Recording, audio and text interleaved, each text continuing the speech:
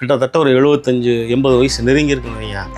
அந்த அம்மா 2 பேரும் என்ன சொல்றாங்க, எங்க காலத்துல இது இருந்துச்சு அப்படின்னா அதை யோசிச்சு பாருங்க. அப்ப 60 ஆண்டுகளுக்கு முன்னால, நம்மெல்லாம் பிறக்கிறதுக்கு முன்னால, நான்லாம் பிறக்கிறதுக்கு முன்னால ஒரு படிப்பறிவு ரொம்ப கம்மி, அதான் படிப்பறிவே இல்லாமல்ல, ஓரளவு படிப்பு நடுத்தர குடும்பத்துல இருந்து சினிமா ஜெயிக்கணும்னு வந்த பெண்கள் அதில் மாட்டிக்கிட்டு அப்போ மாட்டிக்கிட்டதுனால அவங்களால வெளிப்படையாக சொல்ல முடியாது. சில பெண்கள் குடும்பத்தினருடைய எதிர்ப்பை மீறி சினிமாவுக்கு வந்திருப்பாங்க. பொதுவாக நடிகைகளுடைய அப்பாக்கள் இருக்கான் பாருங்க, அந்த நடிகைகளை வர்றதுக்கு முன்னால் அந்த நடிகைகளுடைய அப்பாக்கள் அவனுக்கு என்னன்னா பொண்ணு சினிமாவுக்குள்ளே போகிறத எந்த அப்பாவும் விரும்பலை. ஆனால் அது ஒரு நல்ல காரியத்தை ஆரம்பித்து வச்சதே ஒரு 7-8 வருடங்கள் சீரடி தான். ஆமாம், அது அப்போவே பிரபலமான எல்லாரையும் போட்டு சந்து சிரிக்க வச்சிருச்சு அந்த பொண்ணு. ஏஆர் முருகதாஸ், ராகவா லாரன்ஸு, விஷாலு, ஜீவா, ஸ்ரீகாந்த், அப்படி அதே மாதிரி தெலுங்கு நடிகரில் முக்கியமாக முன்னணி நடிகர் 50 பேரையும் சந்து சிரிக்க வச்சு அது பண்ணி அதுதான் ஆரம்பிச்சது. சின்மையை வைரமுத்து மேலே எனக்கு இப்படி பண்ணாரு அப்படியும் அவங்க கூட சில டைம்ஸ் ஓப்பனாகவே பேசியிருந்தாங்க. ஆமாம், அந்த சின்மைன்னு ஒரு பாடகி, அந்த பொண்ணு வைரமுத்து மேலே குற்றச்சாட்டு சொல்லிச்சு. அவர் வைரமுத்து பதில் சொன்னார். இன்னமும் அந்த குற்றச்சாட்டு இருக்கு, அதில் நான் உறுதியாக இருக்கேன்ற சின்மை சொல்லி. ஆமாம், சின்மை சொல்லிச்சு. இப்போ அதையும் அப்படியே கண்டுக்கிறாம விட்டாங்க. விஷால் குரல் கொடுத்தாரு, அவர் கொடுத்த நேரம் எல்லாருமே வெளில அகெயின்ஸ்டா, நீ முதல்ல யோகியமா, நீ செருப்படுத்த அடிங்கிற, என்கிட்ட ஏகப்பட்ட செருப்பு இருக்குன்னு ஸ்ரீரெட்டின்னு சொல்றாங்க. அதுக்கு ஃபர்ஸ்ட் இவர் ஆன்சர் பண்ணணும் இல்லையா? அதுதான் இப்போ என்னன்னா, விஷால் பொதுவா விஷாலுடைய எப்பயுமே என்னன்னா இந்த வடிவேலு சும்மா தான், நானாத்தான் நாரிட்டேன் நான். பாரத் நெட்வொர்க் தமிழ் நேயர்களுக்கு அன்பு வணக்கம். இன்னைக்கு நம்மளோட சிறப்பு நேர்காணலுக்கு வந்திருக்காரு மூத்த பத்திரிகையாளர் திரு பரமேஸ்வரன் சார். அவர்கிட்ட இப்ப நடந்துட்டு இருக்க மற்ற விஷயங்கள் பத்தி, நமக்கு தெரியாத மற்ற விஷயங்களை பத்தி கேட்டு தெரிஞ்சுக்கலாம் வாங்க. வணக்கம் சார். வணக்கம்மா சார். மயில் கொண்ட புயல் சின்னம் கேரளால புயல் கொண்டு அப்படியே சுத்தி சுத்தி சுத்தி ஆந்திரா பக்கம் போயிட்டு இப்ப தமிழ்நாடு பக்கம் வந்திருக்கு. இது ஒரு பேரழிவை கொடுக்குமா இல்ல புயல் ஆரம்பிச்ச வேகத்தோட அப்படியே அடங்கிடுமா? நான் எதை சொல்றேன்னு உங்களுக்கு நல்லா தெரியும். நீங்க புயல்ன்றது எதை சொல்ல வரீங்க சொல்லுங்க. ஹேமா கமிஷன். ஹேமா கமிஷன் புயல்ன்றது உங்களுக்கே தெரியுது. ஏன்னா நீங்கள் ஒரு பெண்ணாக இருக்கிறதுனால அதனுடைய பாதிப்பு என்னன்ற உங்களுக்கு தெரியும். என்ன சொல்லணும்னா, இப்போ நம்ம ஒரு வாரத்துக்கு முன்னால் ஹேமா கமிஷன் அந்த பூகம்பம் புயல் பூதாகரமாக கிளம்பி பல சுற்று அடித்து ஒரு 2வது நாளே நம்ம சேனலில் நான் பேசியிருக்கிறேன். அப்போ என்ன சொன்னோம்னா, இது தமிழ் சினிமா ஊமப்படத்திலிருந்து பேசும் படம் வந்ததுலேருந்து இருக்குது அப்படின்னு நம்ம சொல்லியிருக்கோம் ஆரம்பத்தில். ஆமாம், பேசும் படம் மாறினதுலேருந்து இந்த பிரச்சனைகள் இருக்குது. அப்போ பூதாகரமாக பார்க்கப்பட இல்லை, அதனால் அது நமக்கு தெரியலை. அதனால் அப்போ இருக்கிற செய்தி தொடர்புன்றது நமக்கு மிக மிக குறைவுன்னு வைங்க. அதனால் நமக்கு தெரியலை. அதன் மேலே யாருக்கும் கவனம்ல. சினிமான்றது ஒரு பெரிய மக்களுக்கு ஒரு மாயையாக இருந்ததுனால மற்ற விஷயங்கள் தெரில. இது உண்மை. இது ஃபஸ்ட்டு. இப்போ இந்த ஹேமா கமிஷன் அறிக்கைன்றது பூகம்பத்தை கிளப்பின உடனே பல சீனியர் நடிகைகள் ரைட்டு ஸ்ரீராதிகா சொல்ல ஆரம்பிச்சாங்க. அதன் பிறகு இவர்களோட சீனியர் ஷெமின் சீலான்ற ஒரு அம்மா, சாரதான்ற ஒரு அம்மா, அவங்களுக்குலாம் இப்போ அந்த அம்மா அவங்க 2 பேருக்கும் கிட்டத்தட்ட ஒரு 75-80 வயசு நெருங்கி இருக்குன்னு வைங்க. அந்த அம்மா 2 பேரும் என்ன சொல்றாங்க, எங்க காலத்துல இது இருந்துச்சு அப்படின்னா அதை யோசிச்சு பாருங்க. அப்ப 60 ஆண்டுகளுக்கு முன்னால, நம்மெல்லாம் பிறக்கிறதுக்கு முன்னால, நான்லாம் பிறக்கிறதுக்கு முன்னால, நீங்க இப்ப பிறந்த நான் பிறக்கிறதுக்கு முன்னால, அந்த அம்மா அவங்க 2 பேரும் சொல்றதை பார்த்தா, நாங்கள் சினிமா துறைக்கு வந்த காலத்தில் இது இருந்துச்சு. அப்பயும் சில நடிகைகள் மனசு விட்டு வேதனைப்பட்டு சொல்லியிருக்காங்க எங்கள்கிட்ட அப்படின்னு சொல்லும்போது நமக்கு அந்த டைம்ல யாரும் பெருசா போய் வெளியில கம்ப்ளைண்ட் பண்ணல. அதைத்தான் நம்ம சொல்றோம். அது என்னன்னா, அப்போ உங்களுக்கு முக்கால்வாசி நடுத்தர குடும்பத்துல இருந்து ஒரு படிப்பறிவு ரொம்ப கம்மி, அதான் படிப்பறிவே இல்லாமல்ல, ஓரளவு படிப்பு நடுத்தர குடும்பத்திலிருந்து சினிமா ஜெயிக்கணும்னு வந்த பெண்கள் அதில் மாட்டிக்கிட்டு அப்போ மாட்டிக்கிட்டதுனால அவங்களால வெளிப்படையாக சொல்ல முடியாது. 2வது என்னன்னா, சில பெண்கள் குடும்பத்தினருடைய எதிர்ப்பை மீறி சினிமாவுக்கு வந்திருப்பாங்க. பொதுவாக நடிகைகளுடைய அப்பாக்கள் இருக்கான் பாருங்க, அந்த நடிகைகளை வர்றதுக்கு முன்னால் அந்த நடிகைகளுடைய அப்பாக்கள் அவனுக்கு என்னன்னா பொண்ணு சினிமாவுக்குள்ளே போகிறத எந்த அப்பாவும் விரும்பலை. விரும்ப மாட்டான். இதுதான் நிறைய நடிகைகளுடைய இது சொல்லியிருக்கோம். அது என்னன்னா, அந்த நடிகைகள் வந்து ஜெயிச்ச பிறகு எங்கள் அப்பாவுக்கு இதில் உடன்பாடு இல்லை, எங்கள் அப்பாவுக்கு உடன்பாடு இல்லைன்ட்டு நிறையா நடிகைகள் நிறையா நடிகைகள் வந்து சொல்லி இப்போ கூட சமீபத்தில் ரேகா வந்து கடலோர கவிதைகள் ரேகா ஆமாம் அந்த பொண்ணு வந்து அவங்க சொல்லியிருக்காங்க, எங்கள் அப்பாவுக்கு விருப்பம் இல்லை, எங்கள் அப்பா என் கூட பேசாமல் இருந்தார் 10-15 வருஷமா. அப்படிங்கும்போது அந்த அப்பாக்களுக்கு தெரியும் சினிமாவுக்குள்ள பெண்கள் என்ன வகையான சித்திரவதையில் அனுபவிப்பாங்க அப்படின்னு. அதனால விட்டுருங்க. நம்ம என்னதுன்னா இந்த அம்மா சாரதாவும் ஷீலாவும் சொல்கிறத பார்த்தா அவங்க வயது 80-60 நாங்கள் வந்த காலத்துல அவங்களும் ஒரு 17-18 வயசுக்குள்ள சினிமாவுக்கு வந்திருப்பாங்க. இப்போ 60 ஆண்டுகளுக்கு முன்னால் இருந்து இந்த பிரச்சனை இருக்குது அப்படின்றத எவ்வளவு பெரிய இதாக இருக்குது. அப்போ அந்த சினிமாக்குள்ளே போய்கிட்டு சினிமாக்குள்ளே போனால் எளிதாக வந்து புகழடையலாம், எளிதாக வந்து சம்பாதிக்கலாம்ன்ற ஒரு மைண்ட் இருக்கு பார்த்தீங்களா, அதுவும் வந்து பெண்களை வந்து அதுக்குள்ளே அந்த படுகொலிக்குள்ளே தள்ளுது. அதுதான் உண்மை. இப்போ ரீசெண்டாக வந்து உங்களுக்கு முக்கால்வாசி பெண்கள் வந்து நல்ல ஒரு கிராஜுவேட்டு, பிஇ படித்த பெண்கள், ஐடி படித்த பெண்கள், வக்கீலுக்கு படித்த பெண்கள், எம்பிபிஎஸ் இந்த மாதிரி டாக்டர்களுக்கு படித்த பெண்கள், இவர்களெல்லாம் வந்து மாடலிங் துறைக்குள்ளே வந்தோ இல்லை தனக்கு உண்டான ஒரு திறமையை வச்சோ சினிமாவுக்குள்ளே வர்றாங்க. அவர்கள் குறிப்பிட்ட ஒரு காலம் வரைக்கும் சினிமாவில் ஜெயிக்கணும்னு முயற்சி பண்ணுறாங்க. அப்போ ஜெயிக்க முடியும் 4-5 படம் போகும்போது கமிட் ஆகுறாங்க. அப்புறம் ஜெயிக்க முடியலை அப்படின்னு தெரிஞ்சு தன்னால் வந்து விளையுது. அவர்களுக்கு ஏற்ற ஒரு கணவரை வந்து தேர்ந்தெடுத்து வாழ்க்கை அவங்க அப்படியே அவர்களுடைய வாழ்க்கையை அமைச்சிக்கிட்டு அப்படியே போயிடுறாங்க. அப்போது அந்த மாதிரி பெண்கள்கிட்ட வந்து நீங்கள் வந்து அத்துமீறும் போது, வற்புறுத்தும் போது, படுக்கை கலைக்கிற அந்த விஷயத்தில் வந்து மிரட்டும் போது அந்த பெண்களே வந்து இது வரைக்கும் குரல் கொடுத்ததா நமக்கு தெரியல. அது இது வரைக்கும் யாருமே தைரியமா சொல்லல. இப்பதான் ஒவ்வொருத்தரா வெளில வராங்க. அதே நம்ம தமிழ் திரையுலகத்துல பாத்தீங்கன்னா இப்ப ரீசெண்டா ஒரு பக்கம் ராதிகா சரத்குமார் வந்துட்டாங்க, இன்னொரு பக்கம் குஷ்பு வந்துட்டாங்க, குட்டி பத்மினி வெளில வந்துட்டாங்க, இவங்க சின்மயி வெளில, இப்படி ஒவ்வொரு நடிகைகளாம் வெளில வந்துட்டு ஆமா நான் பாதிக்கப்பட்டு எல்லாருமே வெளில வராங்க. எக்ஸாம்பிள் ஸ்ரீரெட்டி கூட எல்லாருமே ஆல்மோஸ்ட் எல்லாருமே வெளில வந்துட்டு என்ன இது மாதிரி கூப்பிட்டாங்க, இந்த மாதிரி பண்ணாங்க அப்படின்ட்டு டே பை டே இந்த விஷயம் வந்து ரொம்ப விஸ்வரூபமா போயிட்டே இருக்கு. இதோட நெக்ஸ்ட் கட்டம் என்னவா இருக்கும் சார்? எல்லாமே பெரிய நடிகர்லாம் இதில் மாட்டுவாங்க. ஆமாம். அப்போ என்னன்னா நான் இப்போ நீங்கள் சொன்னபோது சொன்னீங்க ஸ்ரீரெட்டின்னு ஒரு பேரை சொன்னீங்க இல்லையா, இந்த ஒரு நல்ல காரியத்துக்கு வந்து அடித்தளமிட்டு அது இப்போ இன்னொன்று சொன்னால் அது ஒரு நல்ல காரியத்தை ஆரம்பித்து வச்சதே ஒரு 7-8 வருடங்களுக்கு ஸ்ரீரெட்டி தான். ஆமாம். அது அப்போவே வந்து பிரபலமான எல்லாரையும் போட்டு சந்தி சிரிக்க வச்சிருச்சு அந்த பொண்ணு. ஏஆர் முருகதாஸ், ராகவா லாரன்ஸு, விஷாலு, ஜீவா, ஸ்ரீகாந்த், அப்படி அதே மாதிரி தெலுங்கு நடிகரில் வந்து முக்கியமாக முன்னணி நடிகர் அம்பட்டு பேரை வந்து சந்தி சிரிக்க வச்சு அது பண்ணி அதுதான் ஆரம்பிச்சது. ஆனால் அப்படியே ஆமாம். அப்போ வந்து என்னன்னா உங்களுக்கு ஸ்ரீரெட்டி தானே அப்படின்னு ஒரு இலக்காரமா பார்த்தா எல்லாரும். ரைட்டுங்களா? இதுல தான் வந்து நம்ம வந்து நம்மள சினிமா துறையினரே தப்பு பண்ண வந்து கேவலமா ஸ்ரீரெட்டியை வந்து ஒரு அற்பமா நினைச்சான்.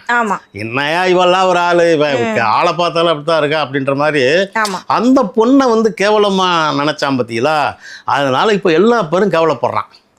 இப்போ நீங்கள் அப்போயே ஒரு பிரச்சனைக்கு இன்னைக்கு இந்த அளவுக்கு வந்திருக்காது. அதனுடைய தொடர்ச்சி தான் நீங்கள் வந்து மலையாளத்தில் வந்து அது வந்து ஒரு கமிட்டி போடுற அரசாங்கமே ஒரு கமிட்டி போடுற அளவுக்கு ஒரு பிரச்சனை வந்து மலையாளத்தில் பெரிய அமைச்சுங்க. இப்போ இந்த மாதிரி ஷீலாவும் சாரதா மாதிரி ஆட்கள் ஊர்வசிக்கு ராதிகாவுக்கும் சீனியர்.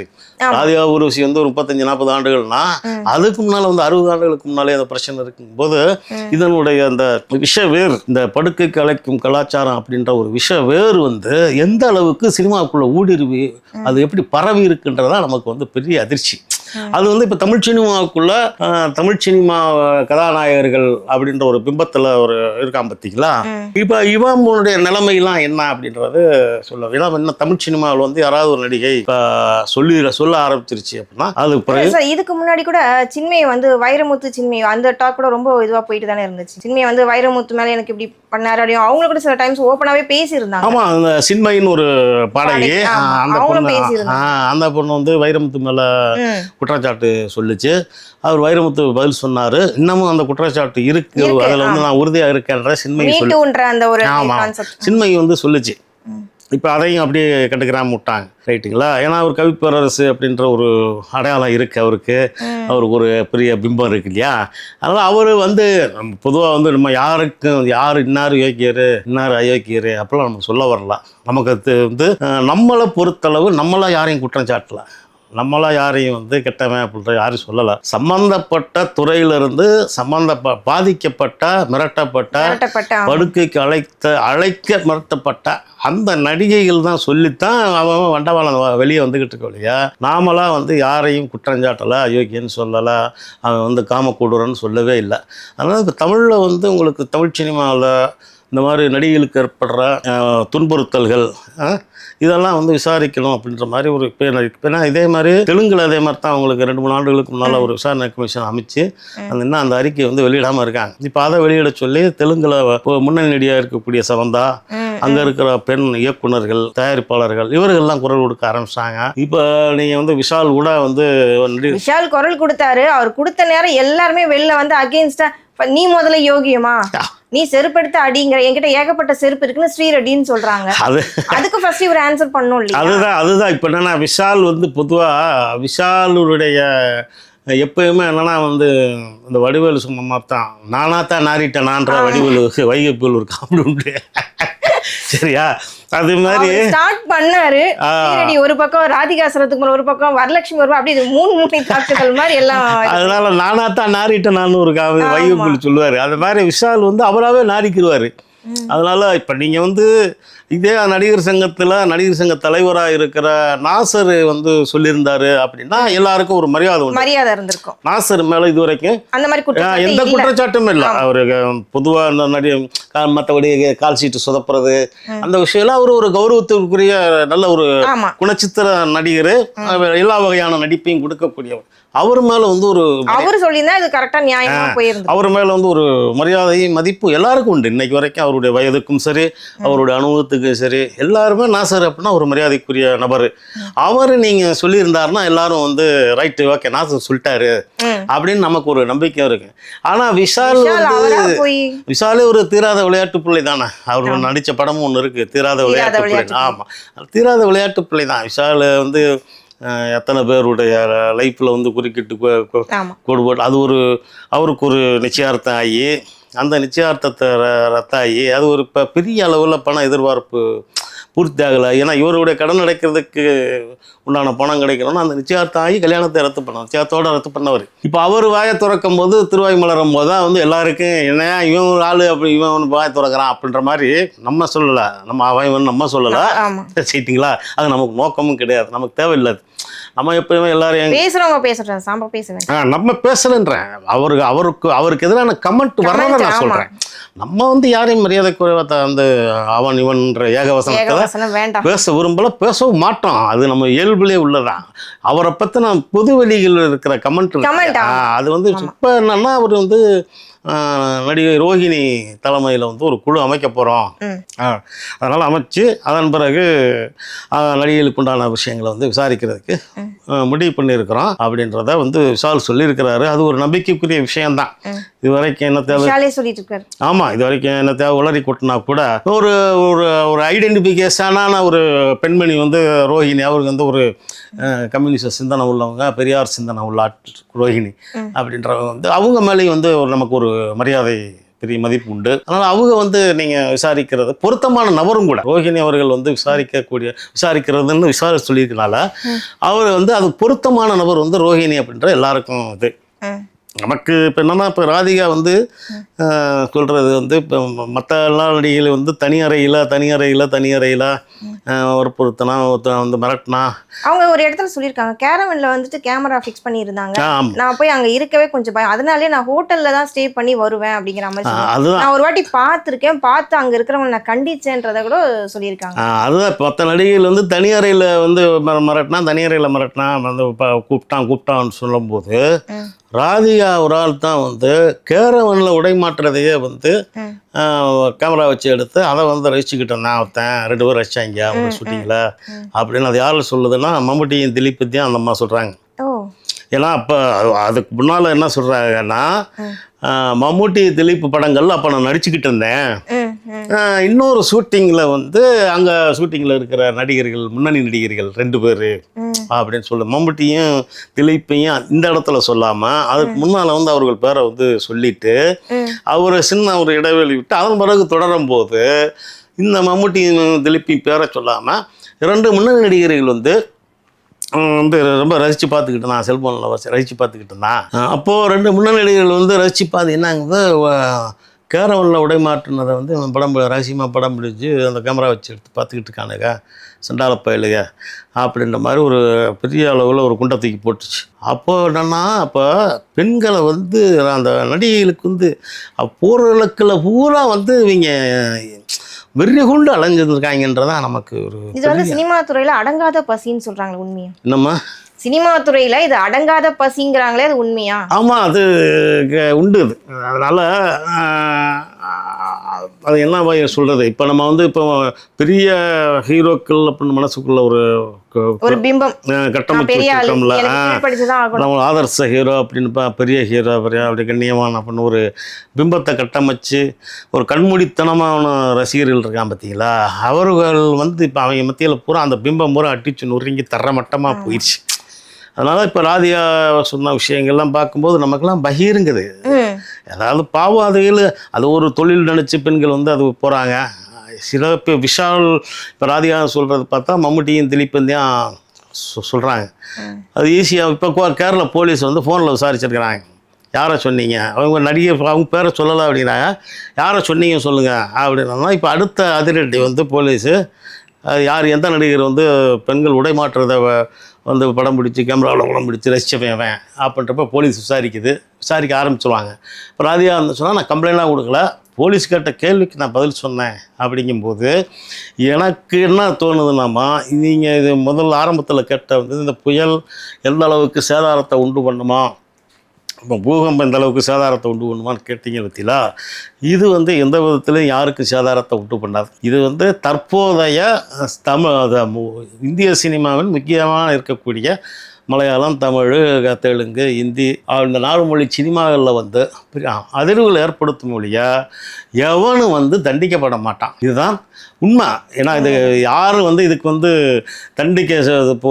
விசாரணைக்கு போய் கோர்ட்டில் கேறி விசாரித்து எவனும் ஜெயிலுக்கு போக மாட்டான். இது தற்போதைய நமக்கு உண்டான விஷயங்கள் பரபரப்புக்காக நம்ம பேசணும் இல்லையா. அடுத்த ஒரு விஷயம் வந்து ஒரு தடுக்கப்படும் இல்லையா, இனிமே வரவங்களுக்கு தடுக்கலாம். அதுக்கு வந்து பாதுகாப்புக்கும் பெண்களுடைய நடிகைகளுடைய பாதுகாப்புக்கு பயன்படுமே ஒழிய, இதுவும் வந்து இந்த விஷயங்கள் வந்து ஒரு வாரம் 10 நாள் அவங்கி போயிடும். இன்னொரு பெரிய விஷயம் வந்துச்சுன்னா இது வந்து அடிச்சுட்டு போயிடும். நிறைய விஷயங்கள் எங்களோட ஷேர் பண்ணிக்கிட்டீங்க சார், ரொம்ப நன்றி. ரொம்ப நன்றிம்மா.